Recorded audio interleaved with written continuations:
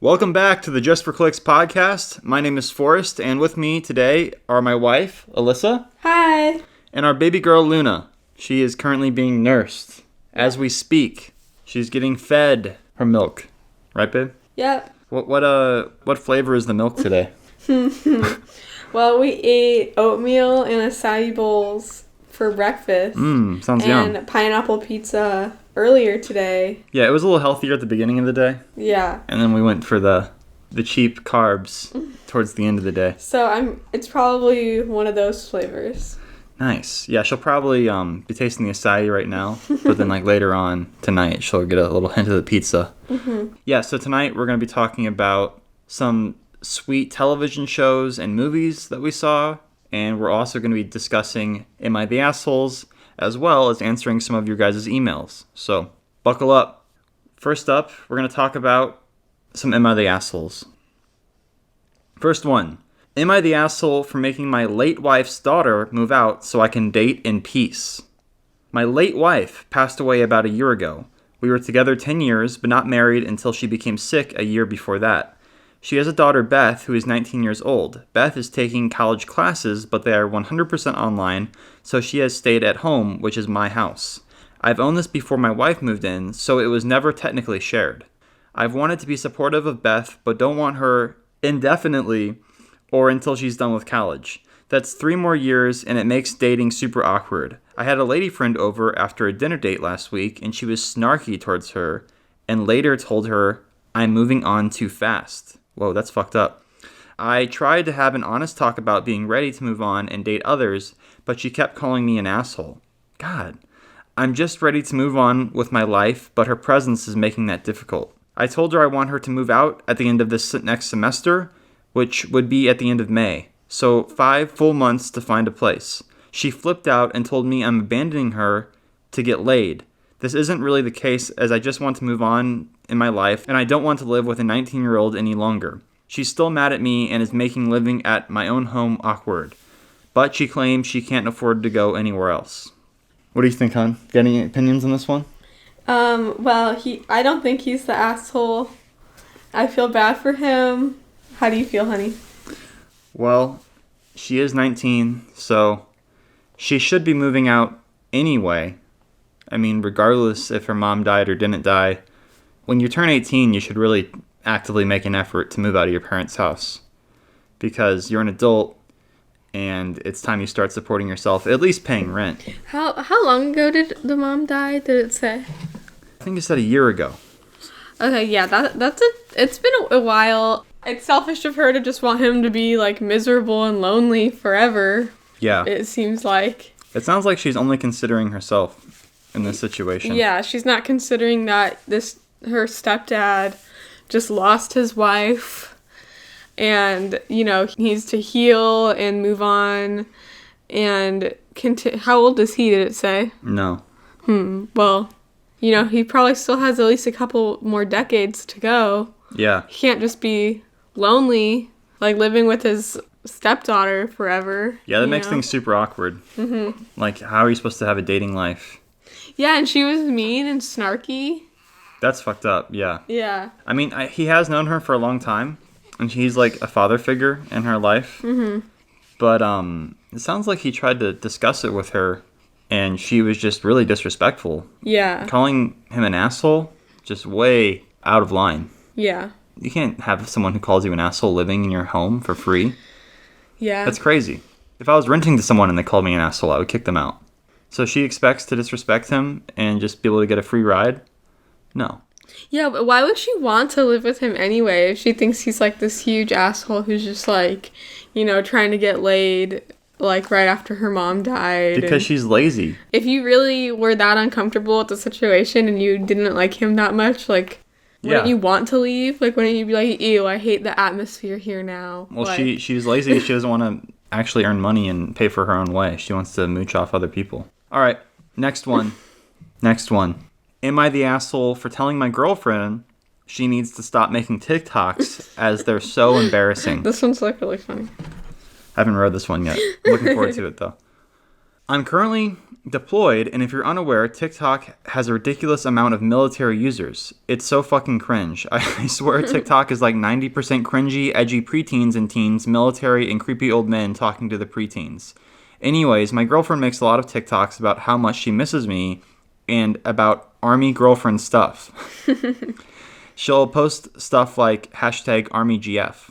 She also has a rather large following in the tens of thousands, and pretty much everyone in my unit and on base knows about this, and they nonstop give me shit about it. My commanding officer will roast me in front of everyone. Oh, God. I checked the followers list, and almost all her followers were other servicemen, most of whom are probably on our base. All the comments on her posts are people I know roasting me. That's so funny, dude. So here's some of the TikToks she's made. She's done the classic "I'm Coming Home" song, which plays over her hugging me when she meets me. There's millions of those on TikTok. She's posted TikToks about how she upgraded when she dated me, putting pictures of me and her ex together. Yeah, that's really, really weird. Ew, that's bad. How she went from dating a boy to a man. She made another one about how she went from thinking One Direction was her dream man, but then she met an army man.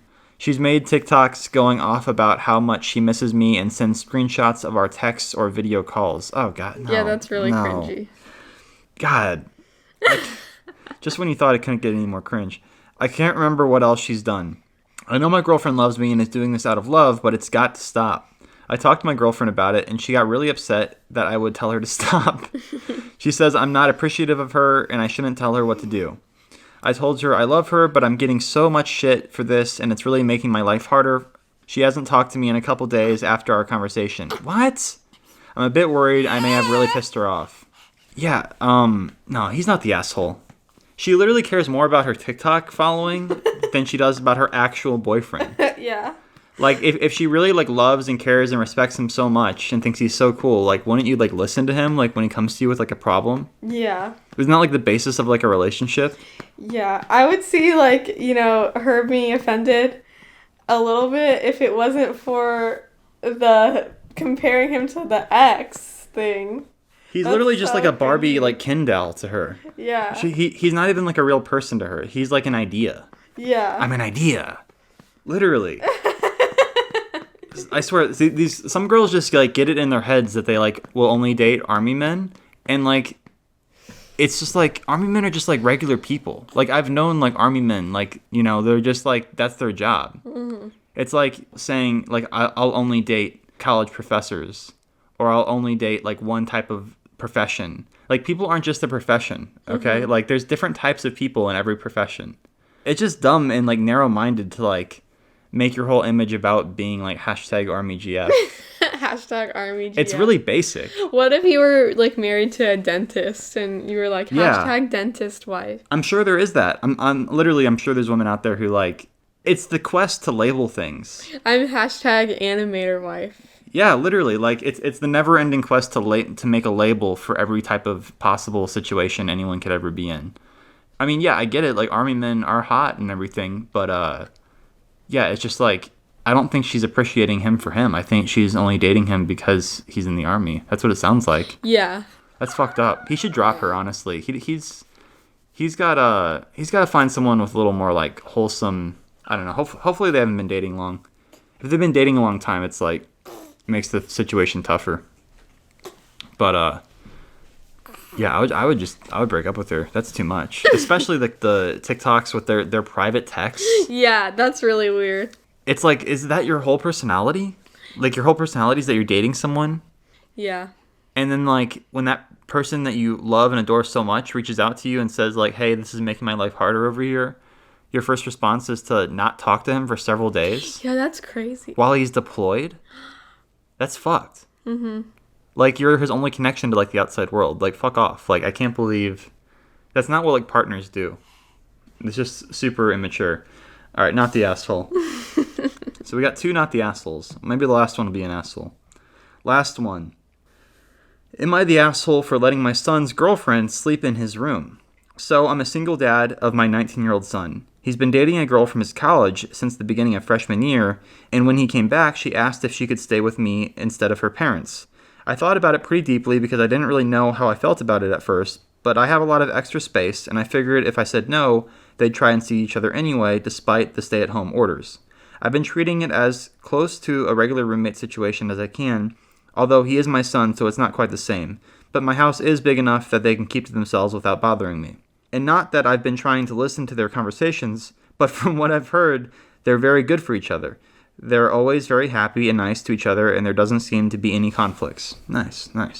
Anyway, when she first moved in, her parents had a meltdown. They called me and demanded I kick her out and make her go home. I told them I wasn't going to do that, and if she wants to leave, she's free to. She has her own car, and it's only a 45-minute drive to her hometown. They berated me over the phone a few times, and then finally gave in and let her stay.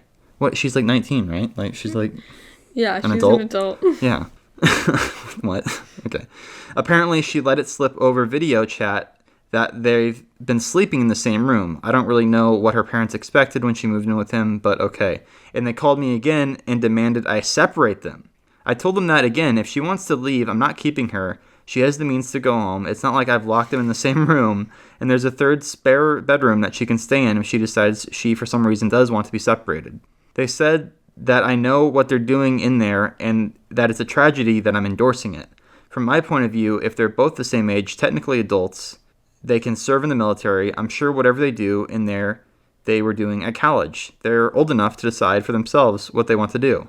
Am I the asshole? No, of course not. No, she's 19. Yeah.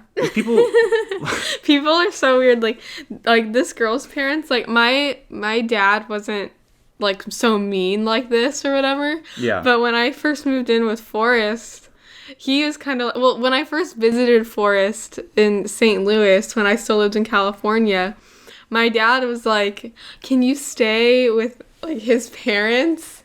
And it's like, no, like, what are you talking about? And then he literally, because I didn't spell it out for him, I didn't like tell him that I was like gonna sleep in Forrest's bed. He like literally assumed that I just like slept on your couch, or like I didn't sleep with you in your bed. And then when I moved in, like he was like, oh, so Forrest has like an extra bedroom that you're gonna stay in? Like dead ass serious. Some like just like conservative religious parents just kind of like don't get it, but it's so weird because it's like, weren't you once, 18? Like your dad definitely wouldn't do that when he was our age. Yeah. Yeah, no way. That's so funny that like, yeah, he like expected that, or like thought that anyone would do that. I don't think anyone would do that. Yeah, and I just kind of like, I was just like, no, like I don't know what I said, I don't remember, but I just remember being like looking at him like, what are you talking about? What? Yeah, I mean, any kind of weird demand like that after the age of 18 is kind of strange. Yeah.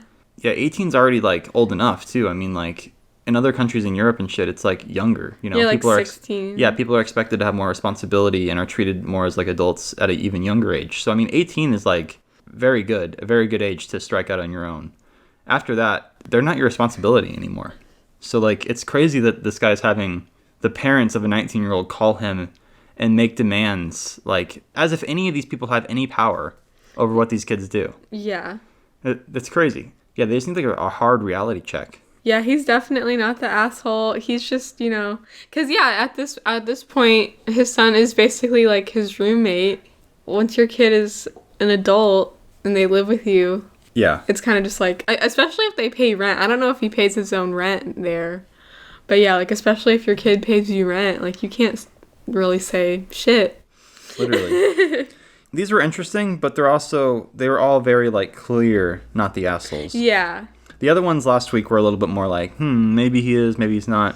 Yeah. These are all very... It's usually my responsibility to gather, am I the assholes? I'll keep that in mind. Right. To like make them kind of like, dubious next time. Thanks, babe. Yeah, I liked the TikTok one. That one was just funny. Because I can just see that situation so clearly, like, in my head. Like, I can see that playing out. All right, cool. Let's move on to the marquee topic, the movies and television shows that we've been watching. So, we're going to talk about three productions, rather. Mm-hmm. We saw The Queen's Gambit, we saw The Mandalorian, Season 2, and we saw TENET, finally. Christopher Nolan's new film, TENET, with hold on, what's that guy's name? John David Washington? Is that his name? Which one do you want to talk about first, hon? Well, I guess the one that I liked the most was Queen's Gambit. All right, let's talk about the Queen's Gambit. The Queen's Gambit was really good. 7 episodes. All 7 episodes were really amazing. Well done. Yeah, it's about a girl who plays chess. Mm-hmm. It's not based on a true story. It's based on a book, but it's a period piece. And it's about this woman who is very bright, but has trouble with substance abuse. And it's just kind of a coming-of-age tale. Yeah, it's set in, like, the 1950s and 60s. And it takes place over the course of her whole, from maybe the age of, 9 to the age of, 20. Something like that. Yeah, so, 10 years of this girl's life. So, yeah, back in the 50s, they were just willy-nilly giving out pills. Yeah, I want to keep it spoiler-free, so we won't talk about the ending, but, yeah, we can talk about how she got hooked on pills. Basically, she's given to this orphanage because her mom commits suicide. This is all, in the early first episodes, so I feel like it's okay. I'm just trying to get you guys in, okay? So her mom commits suicide, and she's given to this orphanage, and she's highly intelligent, but they start doping up these children, these little girls. It's an all-girl orphanage, and she befriends this black girl who tells her hey, if you hold off on taking these pills and you take a bunch at once, it'll get you a sweet high. So that's what she does, and when she does that, she's able to play chess in her head. She's able to look at the ceiling and imagine chess pieces, CGI chess pieces coming to life, and she can see 75 moves ahead. It's pretty awesome. She's just really intelligent, and she's played by Anya Taylor-Joy, I think is her name. Yeah, Anya or something. Anya Taylor-Joy, yeah. And she's really great in the show. Mm-hmm. The production value is really incredible. Netflix didn't pull any punches with the budget. Yeah, it looks amazing. Yeah. The costumes are amazing. That's kind of a thing throughout the whole show. Yeah. Is that Beth is the main character, Anya Taylor-Joy. Right. Beth really likes fashion and nice clothes. So once she starts earning money from playing chess, her outfits are just amazing for the rest of the show. Yeah. Yeah, she's got a really good sense of style. Yeah. Dudley Dursley is in this. He's a pretty important character, I'd say. There's lots of, she's pretty much the only girl playing chess. So she has friendships with all these men. And yeah, it's a really good show. It gets emotional at some points. Yeah, it was balanced really well. Yeah. It wasn't a show that overstayed its welcome. Like we said, it's only 7 episodes. So it's just kind of a 7-hour movie. You can watch it in a week, 1 episode a day, and it's really a nice experience. I really enjoyed it. Mm-hmm. Really good music, really good cinematography. Just great performances. Yeah, well-written, well-balanced show. Oh my gosh, the relationship between her and her adopted mom, her adoptive mother, is your heart will sing and break. It's so good. It's it made me cry twice. Yeah. Their whole dynamic and everything. I'm really glad we watched it because I feel I do this with every single show I ever watch. When I first see advertisements for it, I'm just I don't want to watch that shit. I don't know why my brain automatically goes there. I have such a negative adverse reaction to being advertised to. Well, the first thing that we saw of the show was Anya Taylor-Joy with her crazy ass hair from the first few episodes when she's younger. Yeah, she has this crazy bowl cut or something, but it's her bangs look insane. I don't know. You probably know what I'm talking about. It's because... But her hair gets better later on in the show. Yeah, don't worry. But, at the orphanage, they, cut these girls' hair to all look like this. So, this isn't her choice. Right, she just has to look like this for the first few episodes. Yeah, she kind of looks like an alien, the first episode. Yeah. Yeah, but then her hair gets normal.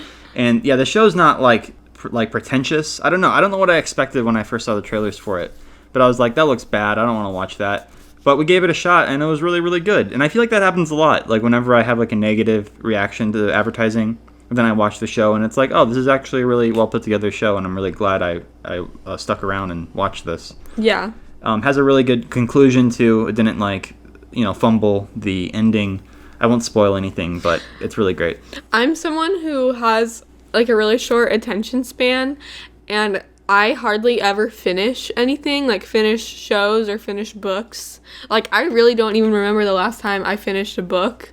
So I really like shows that are like this, where it's just like 7 or 10 episodes. Right. Just like give them all to me, let me binge this one season, and then it's just over. Yeah, thank God. There's not going to be like a season 2 or anything. It's just like, this is it. I mean, it could have been a really strong movie as well. I think the writer-director, he was originally going to pitch it as a movie, but I think in Hollywood these days, it's easier to get a television show picked up. Most streaming networks and platforms are looking for that longer form content. So if you're able to kind of change your idea and convert it into a miniseries, it's more likely that they'll give you the money you need to produce it. So that's what he did, and I'm glad he did, because I think there was enough material in there to keep it really interesting throughout. Yeah, I like that too, because like when you're adapting a book, it makes it so you can stick more true to the book. Yeah, if it's a miniseries rather than a movie. What else could we say about it? I mean, like, really great set design. Like, really puts you in the era, like you're in a time machine. Just really immaculately done. I'm really happy with the production value and everything. So I would highly recommend the show. It was really good. Yeah, for real. All right, let's talk about The Mandalorian Season 2. I enjoyed it. I like a lot of the choices they made in the new season. I think it was an improvement on the first. I wasn't the biggest fan of the first season of The Mandalorian. I thought it was just a little too basic. And I think the second season has a lot of the same problems, but it was all in all more entertaining than the first season. What did you think about it, huh? I didn't watch it. What do you mean? What do you mean you didn't watch it? The Mandalorian? Yeah, you watched it. Alyssa would, like, sit next to me on her phone or, like, nurse the baby while I was watching it. So it was kind of on in the background. And what was the general vibe you got from it? Well, the guy from Breaking Bad, the villain from Breaking Bad. Oh, yeah. Gus. He plays the same character in the show. Yeah. Whenever you have a weak scripted villain, just hire this guy to play Gus Fring in your series. And he'll just do the exact same thing he did in Breaking Bad, and it'll seem like a good villain, but it actually isn't. Yeah, I just thought, like, the villain was really weak, and there wasn't that much tension with him. I could probably go on and on about how much of the stuff I didn't like about the show.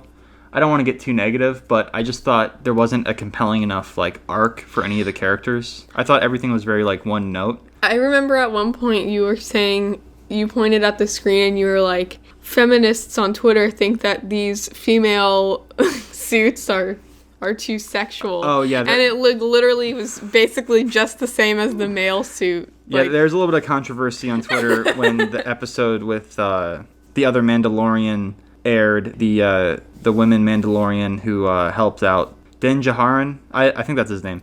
But yeah, that was a good episode. I enjoyed that episode. But yeah, there was a little bit of a controversy because of the armor. I think some feminists wanted it to be the same. But it's like... But they have boobs. So you have to do feminists just think that women don't have boobs? It didn't even look like that different from the men's. It was like just slightly bigger. This armor is designed for the male gaze.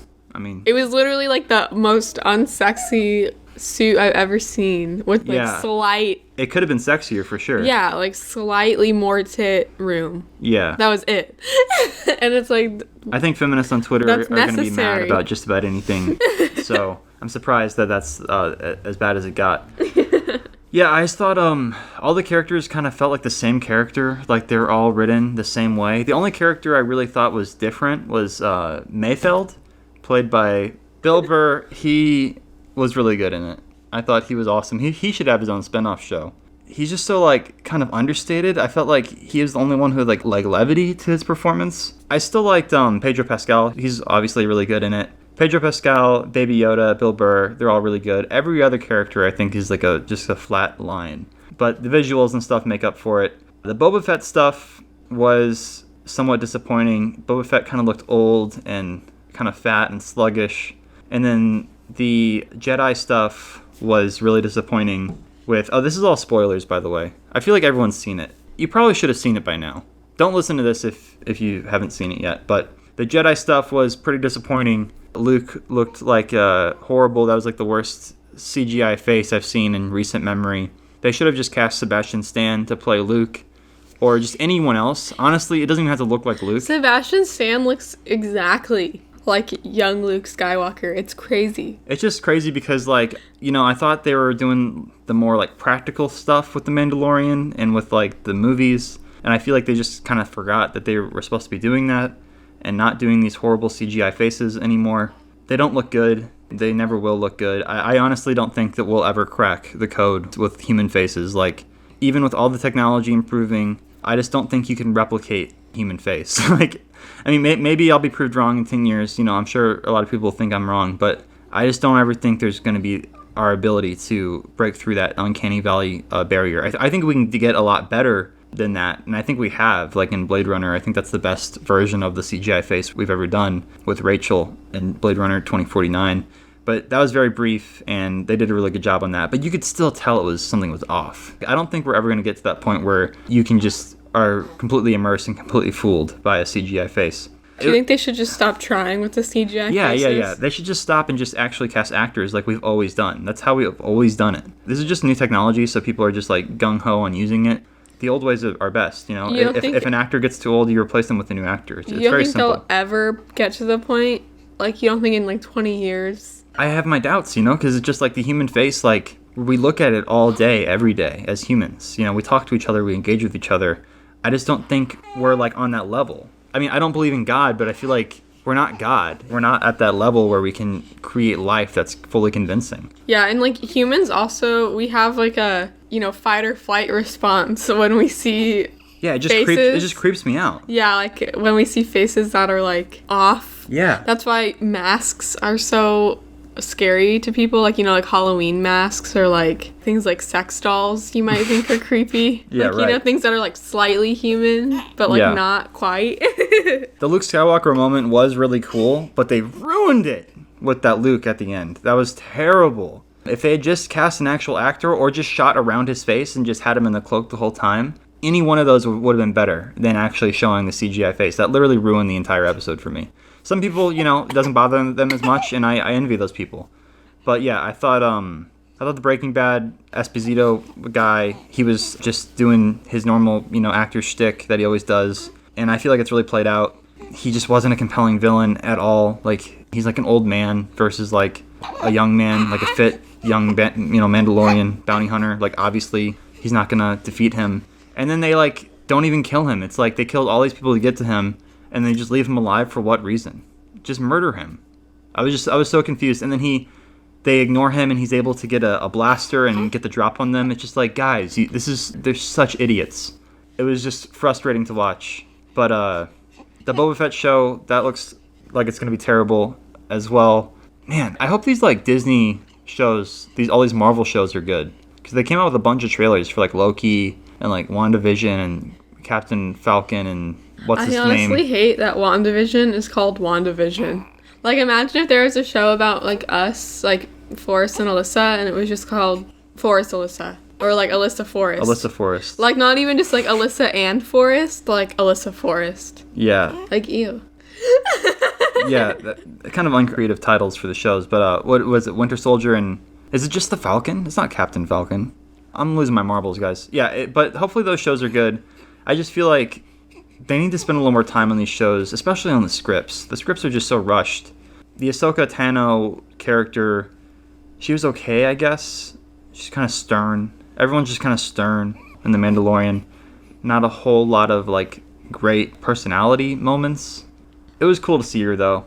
I think Rosario Dawson did a good job with the material, but her fight with, like, the old Asian lady, it's just like, why do they keep giving these, like, young, cool Jedis or Mandalorians, like, these, like, old sparring partners? Like, shouldn't they have, like, a more compelling villain who's, like, more of a sensible, like, threat? Just, like, obviously Ahsoka Tano is gonna knock the shit out of this old Asian lady. It's dumb. That was dumb. It's frustrating because I want to like the show, you know? It's not completely terrible. It's just, like, there's so much potential there.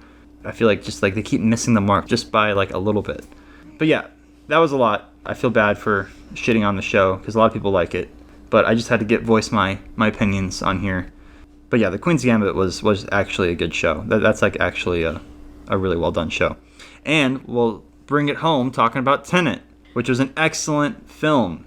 I'm so happy I saw this film. Just such a great experience. I ordered the Blu-ray when it came out. I bought it on eBay, and I watched it the night I got it, and it was glorious. I put it on my TV, turned up the sound, turned up my speakers, just made a whole night of it, and it was just amazing. The soundtrack was phenomenal. The visuals were super impressive. It's really cool how Nolan has like switched up his team. I think a lot of that was due to just necessity. His normal editor was working on something else, I believe they said, and then Hans Zimmer was working on Dune. I don't know about what Wally Fisher was doing, but he's got a different cinematographer, Hoyt van Hoytema. He did a really good job. So it's really cool to see Nolan work with like a new crew and a new batch of people, because it felt like a different type of movie. You know, it didn't just feel like Inception again, which was kind of what I was worried about. Like I'm like, oh, is this just Inception 2? But no, it's like it definitely has its own feel, its own vibe. The music especially, I feel like was a big departure from typical Nolan stuff. The same person who did the music for Mandalorian did this music. They're really good. Ludwig Göransson, I think is his name. And yeah, it's just incredible music. Yeah, the Mandalorian music was really good too. That's something I should mention about the Mandalorian. Yeah, I was really happy with Tenet. I thought it was awesome. It's like a puzzle piece you have to kind of solve. Like when you watch the movie the first time, I watched it with subtitles just because I knew I would need the subtitles to really get a sense of even what's going on. Because there's so much information like jam-packed into the movie that it definitely takes a few like rewatches to kind of get everything clear. And even then, like, you don't even have everything clear. I mean, the first time I watched it, it was just like, I feel like I only got like half of what was going on. Dude, you got half of what was going on? That's really impressive. I like got literally nothing. Alyssa was pretty lost. Yeah. I was telling Forrest, I was like, literally all I could take in during the movie was like, oh wow, what a pretty shot. Like, oh that's pretty. And also Robert Pattinson is cute. That's he was so good in it. Dude, all the actors were so good. Oh yeah, and nice outfits. Everyone had nice outfits. Great locations, fantastic costuming, just like action and music. Editing. One thing we'll say about it that we both agreed on and is that the actor who played like the main villain, Sator, the Russian oligarch. We were both saying that we wish that he was like hotter or like more intimidating. Kenneth Branagh. And I just wish he was more Russian. They should have casted an actual Russian guy. Kenneth Branagh's a fine actor, but it's just weird to me when they cast like English people to play Russians. Yeah, and we were like, we were kind of like, he didn't really seem like that scary. Like, he kind of just seems like someone's dad, like some like teenage girl's dad or something. Yeah, that was somewhat of an issue. But it was super hilarious because like literally the next day after we were watching Tenet, we were watching something to do with Harry Potter. Like a YouTube video about Harry Potter. Yeah, a YouTube video about Harry Potter, and they brought up Gilderoy Lockhart.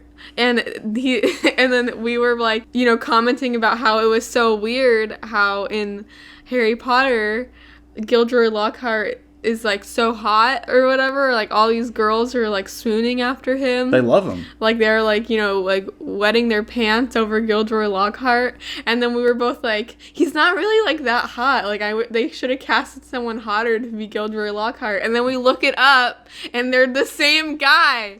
And we were like, I can't believe like in the same like 48 hours, like we were like judging. We were saying that they should have casted someone hotter than him. We felt bad. Kenneth Branagh just can't catch a break with us, I guess. But he directed Cinderella, like the live action Cinderella, which is one of my favorite movies ever. So yeah, he's also a very talented director as well. So I do like him. It's not that we dislike him or it's not that we think he's ugly. It was just so funny that we were like, we said that about him twice, like not knowing that it was the same guy. Right. Right. Like without realizing that it was the same dude. It was so funny. Yeah, he could have probably been more intimidating as a Russian oligarch, but all his muscle, all the people around him, who carried out his bidding, they were very intimidating looking. So I felt like that kind of made up for it. Also, it's just like his wife in the movie is literally 6'3". The actress is 6'3". She's so tall. So anyone standing next to her, unless you're like taller than 6'3", you know, unless you're like 6'7". Yeah, Elizabeth Debicki is gonna look like, you know, not that intimidating, I feel like. Yeah, it was really awesome to kind of unpack the narrative structure of the film, how there were some characters who were moving forward in time, and I mean, I don't want to spoil it too much. I mean, I think this is pretty much in the trailer, but I won't go into too much detail because I want people to see it and not get spoiled. But there are characters who move forward in time, and there are characters who move backwards in time. So all their movements are reversed, and not only are their movements reversed, but they're literally flowing in the opposite direction of time. It's really awesome to think about. It's a really neat idea, and you can just tell so much thought was put into the script and so much effort was put into designing these sequences. I even watched the behind-the-scenes segment they had. There's like an hour and a half behind-the-scenes documentary type thing on the special features disc, and even a lot of the crew couldn't get it right. Even like on the day when they were shooting, like they were still figuring it out, and they were still trying to catch people up because only Nolan really could keep it all straight, it seemed. And I don't blame him, because it's even now I still don't understand it. Like, you have to kind of just continually think about it and unpack it in your own mind, and that can be frustrating for some people. Nolan really doesn't hold your hand throughout this whole movie, so you have to do a lot of like legwork. But if you're into that sort of thing, if you're into kind of movies like that, I think you'll get a lot out of it. It's definitely more complicated than Inception, because a lot of people have said the same thing about Inception, like, you know, it doesn't hold your hand, you know, you have to do a lot of mental gymnastics to figure it out. I didn't really find Inception like that. Inception's pretty simple. It's just like dreams within dreams. Like, it's not that hard to contemplate. This movie is on a whole nother level. Like, honestly, I still probably like Inception better, just by a little bit, just because I think Inception's just got such a good flow. I don't know, that might change when I rewatch this movie a few times, but I mean, yeah, they're very different movies too. So I feel like that's really nice, you know, like this doesn't just feel like Inception 2. It's got its own vibe, and yeah, also I should be said, John David Washington did a really good job. He's just like a really charming guy, and he has a lot of like, I feel like emotional range, like he has a lot of character without saying too much. Most of the movie is like plot and exposition and kind of characters talking about what they're going to do and what they're doing. There isn't a whole lot of like character work, but you can see it in the actors' eyes and like the way they move and present themselves. It's really well done. Robert Pattinson was really good in it too. He just got me even more excited to see him as Bruce. He's that perfect age. He's that perfect amount of charm, that perfect amount of like kind of wry darkness. He's just got it all. I mean, I'm really excited to see him as Batman now, even more so than I was. Big cutie. What else about Tenet? I mean, I can't say much more about it because I don't want to spoil the plot, but just go out and watch it. I really want Sean to watch it because he hasn't seen it yet, and I really want to talk to him about it, but he's late to the game. But yeah, it was awesome. Nolan did it again. I wish I could have seen it in a theater, obviously, but it was a pretty good experience. I have a pretty nice TV and good sound system, so it was enjoyable. So if you're going to watch it, try to separate some time for yourself and try to watch it on the biggest screen you can. Any closing thoughts on Tenet? Huh? No. I said all I wanted to say. Sweet. I wish I understood it better, though, I guess is what I'll say. Yeah. I was really trying to understand it the whole time, too. Like, I really did want to, you know, I was invested. I thought it looked like a good movie.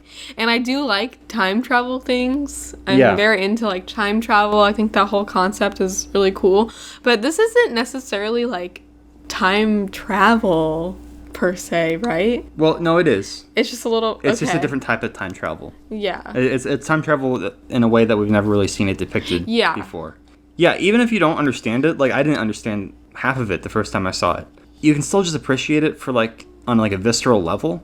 If you just, like, kind of take in the imagery and the sounds, you can just kind of still get a lot out of it. You don't have to 100% understand everything to enjoy it. Yes, there's, like, lots to unpack, and yes, you can think about it a lot. But you can also just kind of sit back and just like take it in as a sensory experience and get a lot out of it that way as well. So don't beat yourself up too much if you don't understand it the first time around.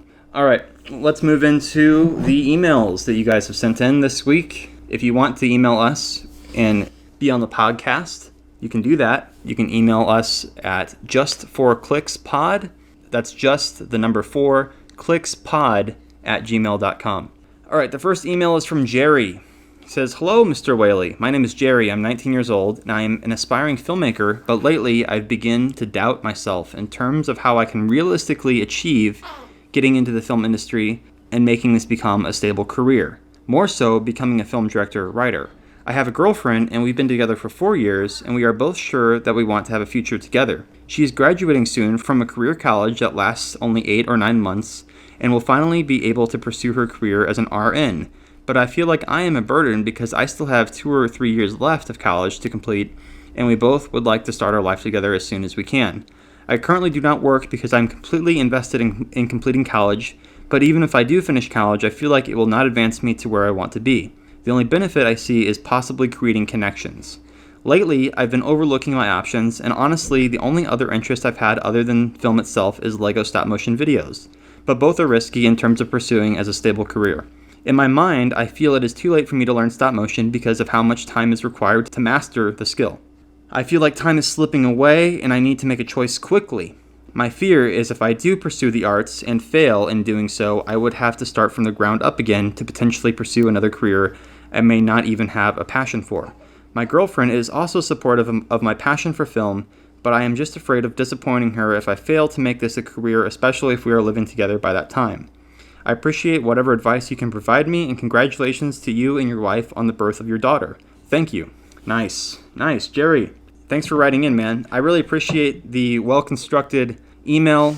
You're a bright dude, I can tell. Yeah, so most emails we get are like, not this nice. Yeah. No, like, you're an intelligent dude, and it sounds like you're good at keeping your girl happy, and that's really important. You've been together for 4 years. That in itself is a huge accomplishment, which I applaud you for, and I'm sure she does too. And I think it's awesome that you're interested and have passions on things. You know, a lot of people don't have passions for things. You know, they sit in their house and they play video games, or they might have a girlfriend, but they don't treat her right, you know? So it's really cool. Like, you're in a really good position. You're saying that time is only, it feels like it's slipping away, and I can tell you it's not. I remember when I was your age, I definitely had that same kind of feeling. Like, if I don't make it by a certain age, I can hold her too if you want. Yeah, I'm like sweating my ass off. Here, give her to me. I'm gonna hold the baby. Yeah, but what I'm saying is, like, when I was 19, I was like, I've got to be like this like big film director by the age of 25, or I'm gonna feel like a failure or whatever. But it's really not true. It's really like baby steps. Step here, step there. Learning a new skill, it should be a hobby until it becomes a career. Try to have multiple things going on at once. You can be pursuing multiple things. It doesn't have to be all or nothing in the stop motion front. You can do Lego stop motion videos on the side, you know, on the weekend or during the night. And you can do other things that are a little more productive money-wise for you right now. So try to keep that in mind, and try to congratulate yourself on your accomplishments that you've already achieved. I mean, that's no small thing. And I just think it's really exciting that you have these passions. It sounds like you've got a supportive girlfriend in your life and that you really love her and take good care of her. So you're doing really well, man. And you're only 19. That's super young. Super young. So you have a lot of potential, a lot of options. And I understand the need to make money is important. So try to potentially get a job. I know right now you're in college, so all your focus is going to that. But I think if you're dead set on finishing college, do that, and then try to get a stable job, or even a side job while you're in college. And then once you're kind of in a stable spot where you're creating enough money to live on your own and pay your bills, then you can start to kind of explore your passions on the side. What would you say, hon? Yeah, you sound like a really sweet guy. I guess like the one thing I would say, you're scared of like disappointing your girlfriend. Please don't be scared of disappointing your girlfriend. I mean, that is good that you care about, you know, what she thinks, and that you care about disappointing her or not. But I would just say that, you know, it seems like you guys love each other, and she understands what, you know, the situation you're in. And just because she chose something kind of faster and, you know, kind of more practical, like being an RN, don't let that make you feel bad about yourself, because it's not like a race necessarily. And yeah, just do what Forrest said, like have some, like a part-time job to make money, while you are also pursuing your passions. And yeah, you are only 19 and you're already very future orientated. Yeah, that's really good. Yeah, like you have a girlfriend and you're like, yeah, this is my future wife. This is like, I know my goals for the future. I know the career I want to be in. That's really impressive. Not a lot of people are like that, even into their, like 20s and 30s sometimes. So yeah, so don't worry. I think you'll be just fine. Yeah, I think it's cool that, I don't know what your whole situation is like, how you're paying for college or how you're paying for rent or who you're living with right now or whatever. But yeah, you want to try to strike out on your own as much as possible. Bring in enough money to pay for your living expenses. After that, try to carve out time for yourself. With the Lego animation thing, you can start doing that now. Just don't engage in any huge projects. I think one of my things I did when I was young is I would start these like long projects and they'd take me forever to make, and they were really good to start with and advance me. But I think what really advances you and your skill set is like doing shorter projects. So like doing like short little like TikTok animations. I've been doing like TikTok animations recently, and honestly they're a lot of fun because they're just short little sweet like 1-shot, 2-shot kind of segments, and you can kind of get a lot of experience doing that. So maybe start a TikTok account and just start trying to find memes you want to replicate in Lego and just do that on the side. And over time, you'll build your skills, you'll become a better animator, and you can maybe get some notoriety on there or on Instagram and start building connections. And it's just cool that you have these passions. That's the main thing. How you want to pursue them is up to you, but it's cool that you have an idea of what you want to do. You want to be in film, maybe animations, so start doing it. I think pretty cheap to start. It's just about really time, sacrificing the time to learn how to get good at animation. You can definitely do it. There's lots of great tutorials out there. And yeah, my advice would just be like, don't engage in any like big long form project, like epic scale project. Try to start small and just take those baby steps and learn how to be a good animator through that. I think you're going to be all right, man. Try not to overanalyze things too much. Just try to be a good provider for you and your girl and try to build those skill sets because they will definitely benefit you down the road. All right, let's move on to the next email from, he wants to remain anonymous. Okay. Hey, Forrest, I would like to remain anonymous for this email. I sent you an email a while back concerning some girl trouble I was having at school. Quick recap, this girl at school said she liked me, but my friend liked her, so blah, blah, blah. I didn't know what to do, blah, blah, blah. Scared of friendship being ruined, blah, blah, blah. Anyway, I took your advice and asked her out. She immediately said yes and was very excited. The best part was that my best friend who liked her thought that I did the right thing. He kept it real and said, hey man, you had the guts to do it, and I didn't. End of conversation. Just try and not fuck this up, okay? And life was good for about the first week. Me and the girl were finding each other very relatable and interesting. It got to the point where she met my parents and my relationship with my friend was going great. He seemed chill about the situation, and my girlfriend set him up with one of her friends so that we could have a double date. Nice. But of course, there's no such thing as happily ever after. Oh shit. You see, me and her were trying to keep our relationship under the radar until the second date because of high school drama and shit. We did this so we could actually see if we liked each other or not, and it went great. She's amazing and really kind and funny. But when we started going public and told everyone about us, her friend group was outraged. Well, actually, it was one girl, and honestly, she's been a bitch to everyone. But my girlfriend and her are family friends, so there was no avoiding her. You see, this girl was mad at my girlfriend because she was dating me. She said things like, girl, you chose him? Look at you. You're like a complete 10, and him, well, he's more like a 4. Fuck, oh dude. God. That's so mean. Basically, she was calling me ugly. How did I feel about this? Completely fine because, 1, I had recently won my school's basketball team a provincial title. I hit the game winner. And 2, scored her friend who was way more hotter, interesting, and lovable than her. How old is this kid? I guess he's in high school. And me and my friend, this just sounds like such high school drama. And me and my friend found that hilarious. But this girl had a big reputation at school that people agreed with her. She was from a rich family. Dude, you should write a show about this. This sounds like Gossip Girl or something. And constantly bragged about that, and it just makes you want to slap her across the face and say, go back to your planet, you bum. I was fine with... I was fine with her calling me ugly, but she straight up attacked my girlfriend. She called her a whore because my girlfriend claimed to like another boy just weeks before we started dating, and this pissed me off. I had a little chat with the girl and told her to stop being such a bitch, to which she responded by making a scene and crying in the middle of our school's cafeteria. Oh my god. She started spreading rumors about us. Now, the only reason this bothered me was because of the impact it had on my girlfriend. She skipped a week of school because of this one specific rumor this girl spread. Oh my god, she needs to be stopped.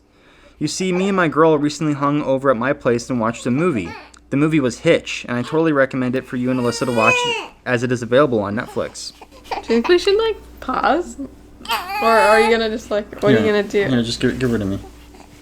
Give me the girl. Do you have her head? Yeah, give me the girl. Poor baby. What a poor baby. Are you not hot at all? I'm fine. Oh my god. What a baby. Relax, baby. Relax, baby. Do you want to finish reading this one? That's a long one. A lot of drama in this one. I feel like I should change your diaper. Okay. All right, I'll finish off the podcast. I'll finish it off. Guys, we have the cutest daughter ever. Just so you know.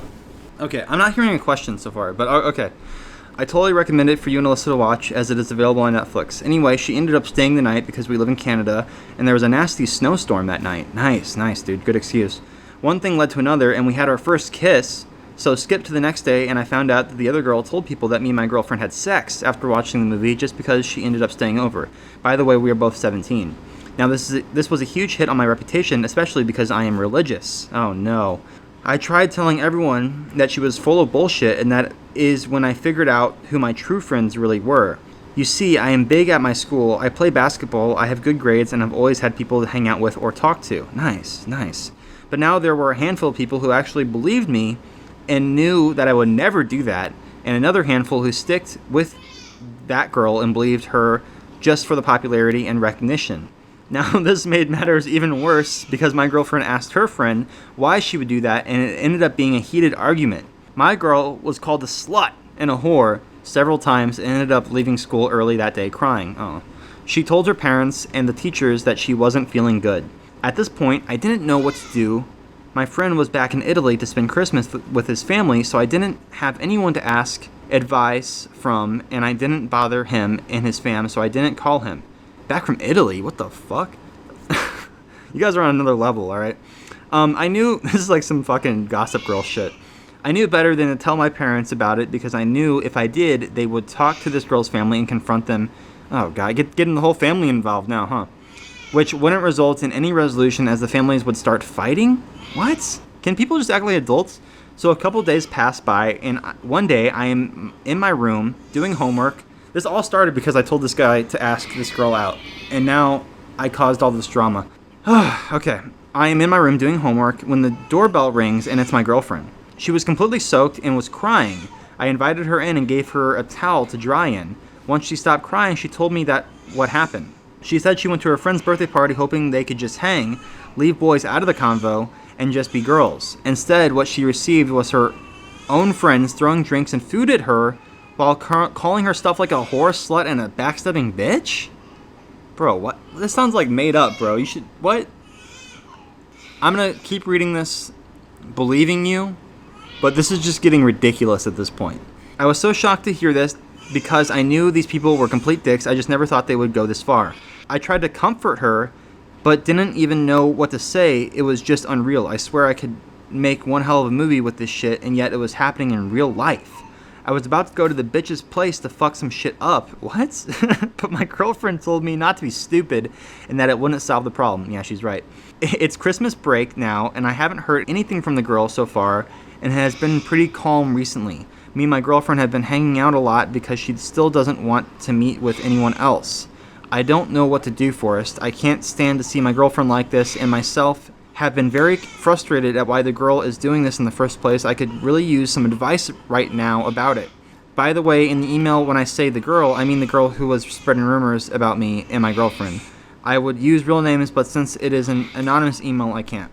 Thanks for listening to this. I know it was a long email, but I felt like it was pretty juicy, so I wrote it all down anyway. By the way, congrats to you and Alyssa for the successful home birth. I follow you on Instagram and have seen the pictures of baby Luna. She is adorable. Aw, thanks so much, man. Wow, I mean, Yeah, I don't think you're a liar, but this is just insane. Like you said it yourself. Like, it's like a movie. I can't even like fathom this type of lifestyle. I never went to high school. I never was subjected to this type of energy, but I will say that you need to disassociate with all these people immediately. They're not good for you or your girlfriend. You shouldn't give them any more energy. These people thrive on attention. The whole reason this whole thing started is because one girl felt insecure. She probably liked you first. That's why she calls you ugly. Girls always do that. And she probably wanted you to ask her out. Or maybe she didn't even like you, but, she was just upset that her friend, was getting attention and she wasn't. End of story. It's very simplistic, very basic. It's nothing that the friend did wrong or you did wrong. It's just that this girl feels insecure and she's trying everything in her power to make you guys feel like crap for just being happy. It's messed up, but this is what kids do, and hopefully she'll change. Adults do this too as well. I mean, kids who don't grow out of this type of behavior, bring it into adulthood. But, yeah, really what you need to do is just disassociate from them. By engaging with them, you're just giving them what they want. They just want some sort of energy, some sort of reaction. They're just trying to get more attention on themselves, whether that be positive or negative. And you can't give them a single shred any more energy. You just have to focus on yourself, focus on your grades, focus on your hobbies, focus on your girl. Make sure your life is built around the things that bring you happiness, and don't even worry about what all these other people are doing. This is all going to look ridiculous a few years from now, so it's really not even worth engaging in.